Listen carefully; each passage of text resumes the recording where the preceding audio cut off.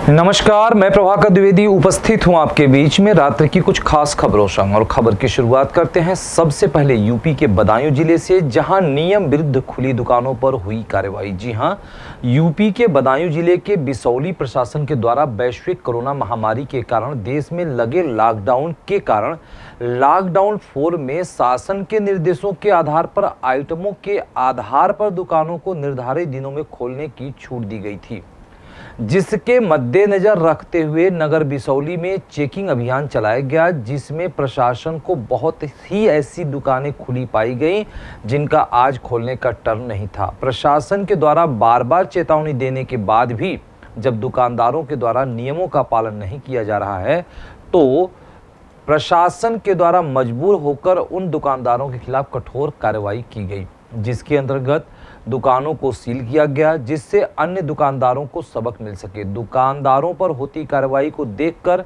अन्य दुकानदार जल्दी से अपनी दुकानें बंद करके भाग गए। कुछ दुकानों के मालिकों के द्वारा अपनी दुकान के अंदर ग्राहकों को ही बंद कर लिया गया, जिसको प्रशासन के द्वारा दुकान को खुलवाकर ग्राहकों को बाहर निकालकर फिर दुकान के खिलाफ कार्रवाई की गई।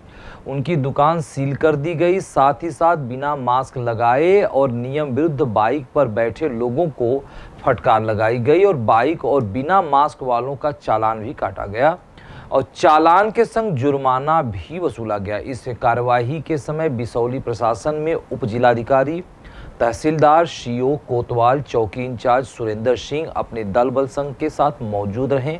इनके अलावा नगर पालिका परिषद बिसौली के स्टाफ भी मौजूद रहे। देखें बिसौली से आनंद प्रकाश गुप्ता की रिपोर्ट।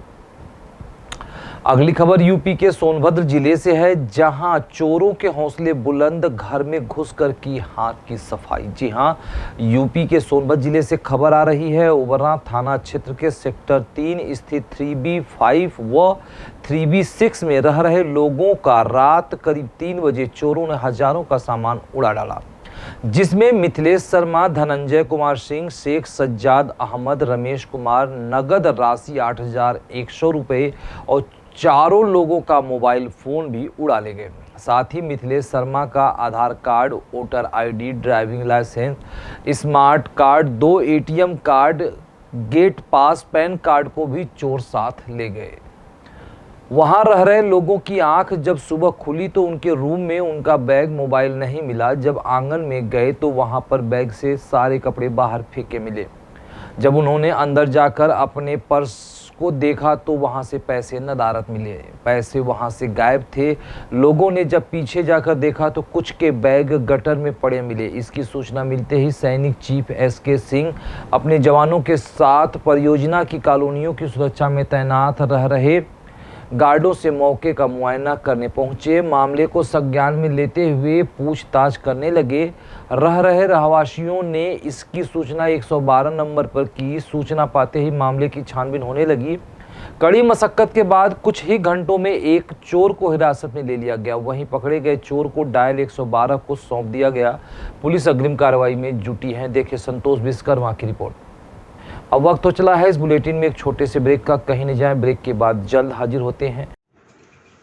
सार्वजनिक होम्योपैथिक क्लिनिक, नारायणपुर पट्टी, प्रतापगढ़, उत्तर प्रदेश। बिना ऑपरेशन गुर्दे की पथरी, चर्म रोग, गठिया रोग एवं जटिल रोग का विशेष इलाज विशेषज्ञ डॉक्टरों द्वारा। Professor doctor RS Yadav, MD homoeopath, PhD, Pandit Jawaharlal Nehru homoeopath medical college. Doctor Rakesh Kumar Yadav, BHMS, MD homoeopath. Clinic खुलने का समय प्रतिदिन सुबह 8 बजे से दोपहर 1 बजे व दोपहर 2 बजे से शाम 6 बजे। संपर्क करें mobile number 9451663426।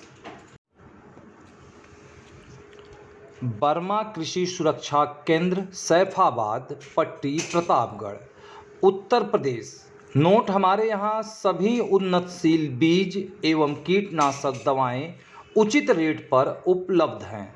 Proprietor Pradeep Kumar Verma, mobile number 9415524557। एक बार सेवा का मौका अवश्य दें। ब्रेक के बाद आप सभी का पुनः स्वागत है। अगली खबर हिमाचल प्रदेश के हमीरपुर जिले से आ रही है, जहां भूतपूर्व सैनिक ने लॉकडाउन की धज्जियां उड़ाई है। जी हां, हमीरपुर तहसील भोरंज के अंतर्गत extension counter article ECM canteen Bhoranj में सुबह 10 बजे से करीब भारी भीड़ देखने को मिली। भूतपूर्व सैनिक बिल्कुल भी लॉकडाउन का पालन नहीं कर रहे हैं। सोशल डिस्टेंसिंग का कोई ख्याल ही नहीं रखा जा रहा है।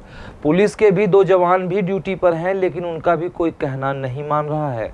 रिपोर्टर ने जब स्टाफ से बात की तो उनका कहना था कि हमने भूतपूर्व सैनिक को टोकन दे रखे हैं, इसके बावजूद भी हर रोज भीड़ लगता है। अतः प्रशासन से अनुरोध है कि इस आपदा की घड़ी में लॉकडाउन के दौरान सोशल डिस्टेंसिंग का पालन करवाया जाए।